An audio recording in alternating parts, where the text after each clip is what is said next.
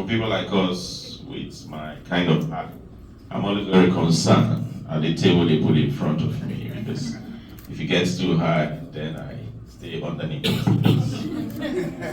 So, but I'm happy that at least from my chest level, you can still see me, right? Okay, good. I am Comrade Dr. Chief Sonny Ofehe.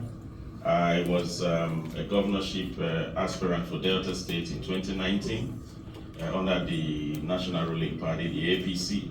And then in the last elections, I was a governorship candidate in that election for Delta State. I left this country in 1995 for Europe. For 28 years now, down the lane, I've seen the Dutch advance from where I met them to where they are today. And I want to strongly believe that Western economy, it's not a rocket science, it's a development. If some people have been to the Netherlands here, I'll tell you, when you get to Schiphol Airport and you drive to Rotterdam, the city where I live, in 1995 when I came there, it was a dual carriage with 2 lanes on this side, 2 lanes on that side. But right now, it's a dual carriage with 7 lanes on this side, 7 lanes on that side. I saw that growth. And I live in Rotterdam, which is the commercial nerve, which can compete at the European level in terms of advancement. And that port, it used to be the largest port in the world until some countries from Far East Asia, China, took over. However, there is no commercial commodity that travels around the world that does not stop in Rotterdam. So they make massive taxes from there. And it will shock you that the municipality of Rotterdam are the owners of these ports. That for me, it's something that we can emulate. I come from Delta States, and I tell people globally that Delta States, ordinarily, if we know what is right and we have the right leadership, Delta State has the capacity to generate $26 billion annually from the resources that we have. But those were tapping in the mineral resources and those were not tapping. I'm so happy that the MC mentioned our potential in mineral resources. It is outstanding. Some of our mineral resources, if you dig deep 100 meters, you will start getting results out of it.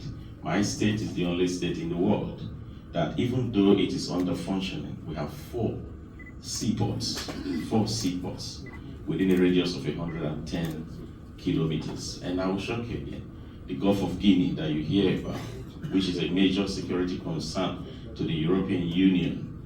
My state occupies 165 square kilometers of that space, and we are not using it for anything. Now, the country where I live, the Netherlands, is actually Nigeria's 3rd largest trading partner.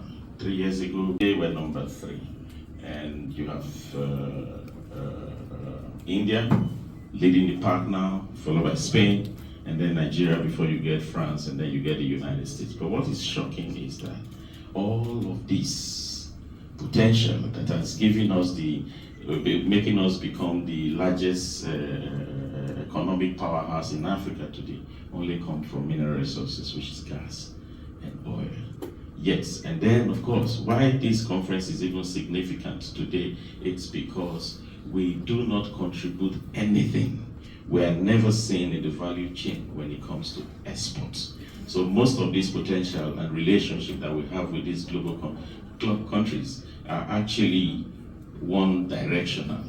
The ship and the vessels come back empty. And what happens in that case?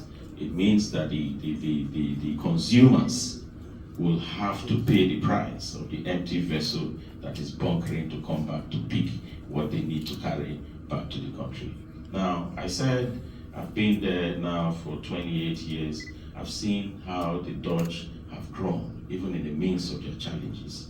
The Netherlands is the only country in the world where lands are still being reclaimed, where cities are still being built again. Because when God created the world, according to the Dutch, God created the world, but we made Holland. Because when God created the world, there was no land in the Netherlands. So we're 5 meters below sea level. It's supposed to be a disadvantaged country, but they've transformed that potential, that disadvantage, to becoming the best civil engineers in the world. When we had that challenge in the Suez Canal, when a ship blocked the Suez Canal for a few days, I don't know if some of you heard it. It was the Dutch companies that went there to pull that ship out of that place. Today, we regulate the quantity of water that comes from the North Sea into our place. We decide how much quantity comes in. We decide because they've built a gate that controls. And now we're even advancing to a level where we're building floating homes along the coast in anticipation of this whole threat of global warming.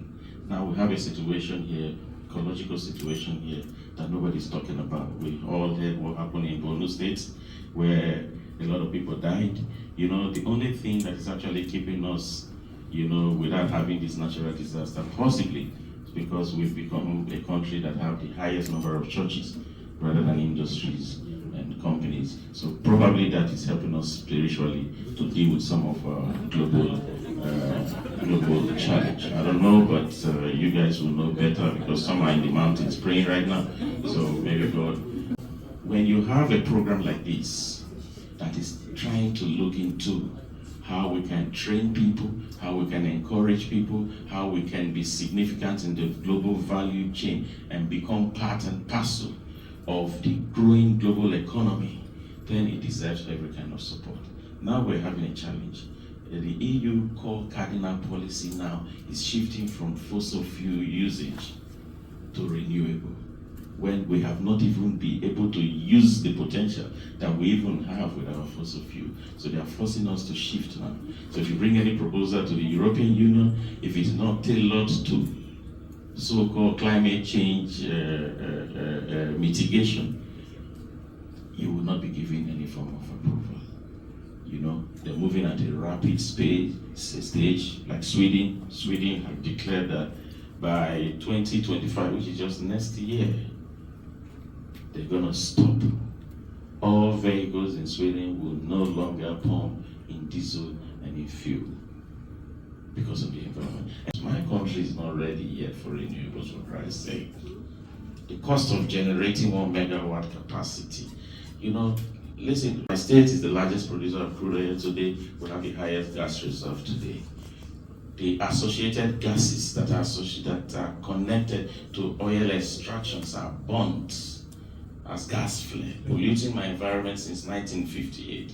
Cannot invest in it because they don't know who to sell it for. They feel the people are too poor. So it's cheaper for them to burn it, even at the expense of people's health over the years. And now you even have companies who are coming forward to say, you know, we can capture them, we can convert them, we can, anyhow you want to, we can push them into a national grid system and all that. But nobody is talking about it because the process will also cost money, even though profit can come at the end of the day. So we need to begin to change the narrative ourselves. We need to begin to look at events like this, encourage people, give them the knowledge, give them the statistics to be able to put themselves together so that we can become a significant player within the value chain of this whole process. So thank you very much. If you have questions, we can see later on and discuss on this one. This is my intervention on this. Thank you. God bless you.